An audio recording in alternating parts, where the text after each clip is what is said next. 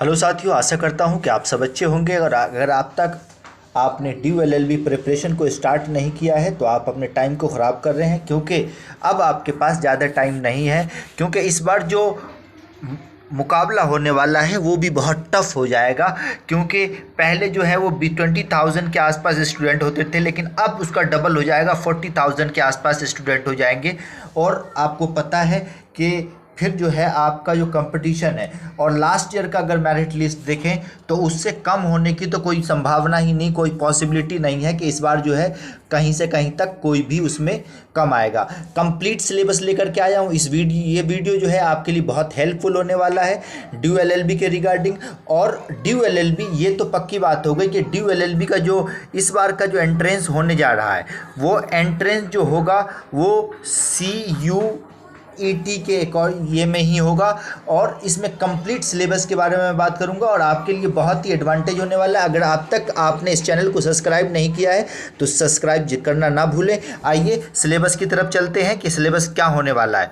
तो सिलेबस में आप देख लें कि कुछ इस टाइप्स के, अगर जनरल नॉलेज की बात करें, क्योंकि पहले और अब के थोड़े से चेंज हो जाएंगे और जनरल नॉलेज के 30 क्वेश्चन अप्रोक्स आएंगे। वहीं रीजनिंग की अगर हम बात कर लें तो 20, इंग्लिश 20 और लीगल अवेयरनेस 30। जबकि लास्ट ईयर का अगर ड्यू एलएलबी का आप देखें तो 50 प्लस रहा है। लास्ट 3-4 ईयर्स से जो है वो 50 प्लस रहा है। लीगल जो है, लीगल एप्टीट्यूड जो है वो लगभग 50 प्लस ही रहा है। लेकिन अब जो है मुझे लगता है कि इतना नहीं होगा, क्योंकि CUET के अकॉर्डिंग जब होगा तो इतना नहीं होगा, इसमें कम हो जाएगा।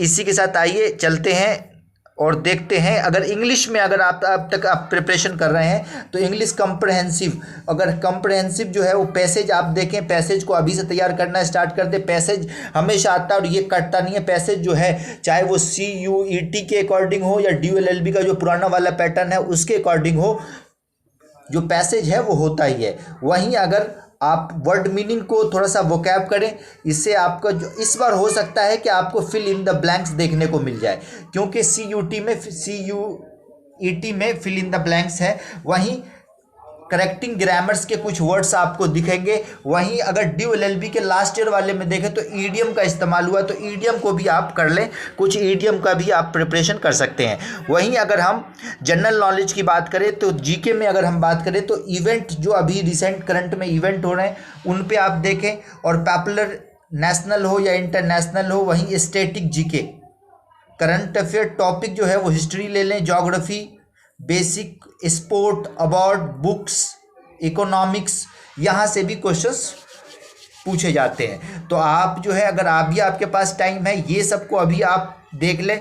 जो आपका खास करके जो स्टैटिक जीके है उन पे अभी आप फोकस कर सकते हैं और उन पे आप पकड़ जो है वो मजबूत कर सकते हैं, जिससे आपको एडमिशन लेने में ईजी होगा और प्रॉब्लम नहीं आएगी। वहीं अगर हम दूसरी तरफ चलते हैं लीगल एप्टीट्यूड, तो लीगल एप्टीट्यूड में इंडियन लीगल सिस्टम के बारे में, लेजिस्लेचर के बारे में, फंडामेंटल राइट्स आ गया, इधर फंडामेंटल ड्यूटीज़ आ गया, पार्ट्स आ गया, शेड्यूल आ गया, ये सब ड्यू एलएलबी में पूछे गए हैं पहले भी। और ड्यू एलएलबी तो आप छोड़िए, जो BHU LLB का एग्ज़ाम हुआ है, एंट्रेंस एग्ज़ाम हुआ है, उसमें भी ये जो है वो क्वेश्चंस पूछे ही जाते हैं।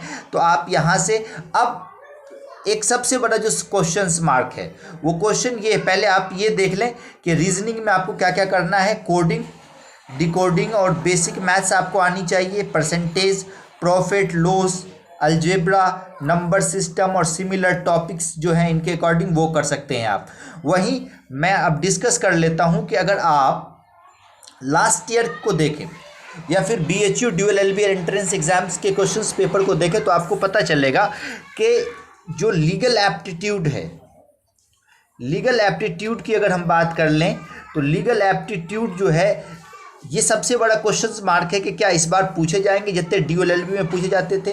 तो मुझे लगता है कि ड्यू एलएलबी में जितने लीगल एप्टीट्यूड पूछे जाते थे उतने तो नहीं, लेकिन 40 से कम भी नहीं पूछे जाएंगे, चाहे वो जो भी हो, सिलेबस जो भी हो। लेकिन 40 का जो है 35 से 40 तक जो है वो लीगल एप्टीट्यूड पूछे ही जाएंगे, क्योंकि अगर आप देखें तो जितना ऑल ओवर इंडिया में सीट है उतना अकेला ड्यू के पास ही है। तो जब इस बार क्वेश्चंस पेपर बनेगा तो ड्यू का पूरा उस पर दबदबा रहेगा, और ड्यू जिस हिसाब से एंट्रेंस लेता है, जिसके अकॉर्डिंग क्वेश्चंस को सेट करता है, उससे थोड़ा सा चेंज कर सकता है। ये नहीं कि पूरा ही एसएससी के लेवल पे क्वेश्चंस पेपर, एसएससी के लेवल पे क्वेश्चन, बहुत सारे स्टूडेंट के ये सवाल है कि सर क्वेश्चंस पेपर जो है वो एसएससी के लेवल, एसएससी की तरह तो नहीं पूछे जाएंगे।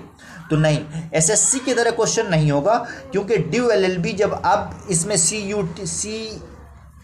CUET में जब एंटर कर रहा है तो ये इनका दबदबा होगा, और ये जो है क्वेश्चंस में थोड़े से चेंज करेंगे। नंबर ऑफ जो लीगल एप्टीट्यूड के क्वेश्चन है वो कम होंगे, इसमें कोई डाउट नहीं है कि लीगल एप्टीट्यूड के जो क्वेश्चंस है उसमें कम होंगे, लेकिन क्वेश्चंस पेपर में थोड़ी बहुत चेंजिंग आएगी, और आप को उसी तरीके से जैसे आप पहले से प्रिपरेशन करते हैं। अगर आप लास्ट ईयर के स्टूडेंट हैं, लास्ट टाइम दिए हैं, तो आप अपने फोकस आपको जो है वो इंग्लिश पे करनी चाहिए और मैथ्स पे फोकस करनी चाहिए, और इन दोनों को आप जो है वो पेपर अच्छे से कर लें।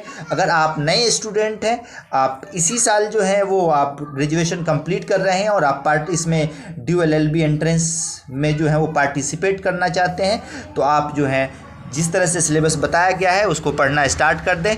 और इसी के साथ मिलते हैं फिर दूसरे वीडियो में, जब तक के लिए जय हिंद।